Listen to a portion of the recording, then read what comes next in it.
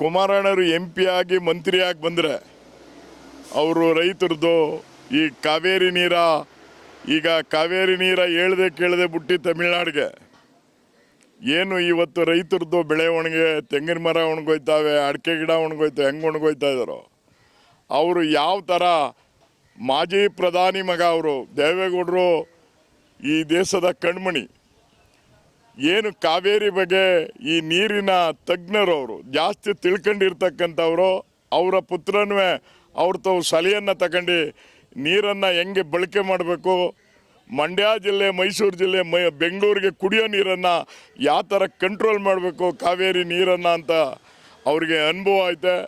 ಈ ಶುಗರ್ ಫ್ಯಾಕ್ಟ್ರಿಗಳೆಲ್ಲ ಕೆಲಸ ಮಾಡಿಸ್ತಾರೆ. ರೈತರ ಪರ, ಬಡವ್ರ ಪರ. ಈಗ ಯಾರೋ ಏನೋ ಹೇಳಿದ್ರು ಅಂತೇಳಿ ಕಾಂಗ್ರೆಸ್ ಅವ್ರು ಸುಮ್ಮನೆ ಹೇಳ್ತಾವ್ರೆ.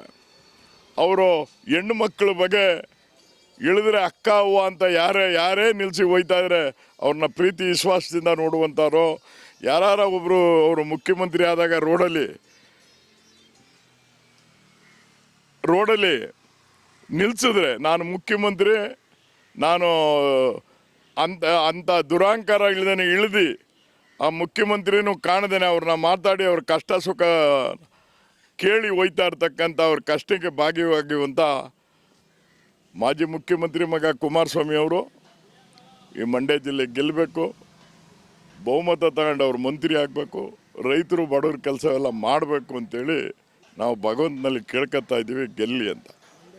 ನಾವು ಮಂಡ್ಯ ಜಿಲ್ಲೆಗೆ ಇದು ಎಲ್ಲ ಒಳ್ಳೇದು ಮಾಡಿಕೆ ರೈತರದ್ದು ಏನು ಇವತ್ತು ಬೇಡಿಕೆಗಳಿದಾವ, ಇವತ್ತು ಬೆಳೆ ಒಣಗಿರ್ಬೋದು, ನೀರಿಲ್ದೇ ಅಭಾವ ಆಗಿರ್ಬೋದು, ಇವಕ್ಕೆಲ್ಲವಕ್ಕೂ ಕಾರ್ಖಾನೆಗಳಾಗ್ಬೋದು, ಬಡ ಮಕ್ಕಳು ವಿದ್ಯಾ ಓದಿಕೆ ಶಾಲೆಗಳು ರಿಪೇರಿಯಾಗಿ ಅವೆಲ್ಲ ಕೆಲಸ ಮಾಡೋಕ್ಕೆ ಆಗಬೇಕು, ಅವೆಲ್ಲನೂ.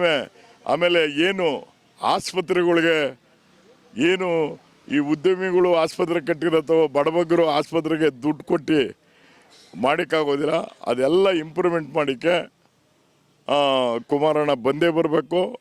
ಇವತ್ತು ಅವ್ರ ಭಾವ ಏನು ಇವತ್ತು ರಾಮನಗರದ ಜಿಲ್ಲೆಯಲ್ಲಿ, ಕನಕಪುರ ಜಿಲ್ಲೆಯಲ್ಲಿ ನಿಂತು ಹೃದಯವಂತ ಅವನು.